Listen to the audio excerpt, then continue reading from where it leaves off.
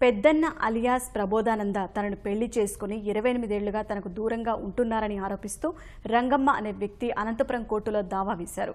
పెద్దన్న తనను 1977లో వివాహం చేసుకుని 13 ఏళ్లు కాపురం చేశాక పుట్టింట్లో వదిలేసి ఆచూకీ లేకుండా వెళ్లిపోయినట్లు ఆమె తరపు న్యాయవాది కోర్టుకు తెలిపారు.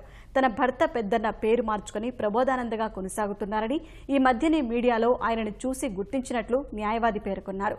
ప్రబోధానందను కలవడానికి వెళ్లగా అనుమతించలేదని తెలిపారు. ప్రస్తుతం రంగమ్మ తీవ్ర అనారోగ్యంతో బాధపడుతోందని, ప్రబోధానంద నుంచి రంగమ్మకు నెలవారీ భృతి కల్పించేలా ఆదేశించాలని న్యాయస్థానాన్ని కోరినట్లు న్యాయవాది తెలిపారు. 28 సంవత్సరాలుగా భర్తలు నిరాదరణకు గురయ్యి కూలి పని చేసుకుంటూ ఎంతో మానసికమైనటువంటి ఒత్తిడికి లోనయ్యి అనారోగ్య పాలైంది.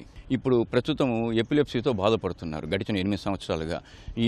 ఈ మధ్య పోయిన సంవత్సరమే వాళ్ళ తండ్రి గారు కూడా కాలం చేశారు. ఈమె తమ్ముడే ఈమెను దగ్గరుండి ఆలనా పాలన చూసుకుంటున్నాడు. ఈమె తమ్ముడు కూడా గడిచిన 8 సంవత్సరాల నుంచి చూసుకుంటున్నాడు ఆలనా పాలన. అయితే అతనికి కూడా ఈ ఖర్చు భరించలేనంతగా పెరిగింది.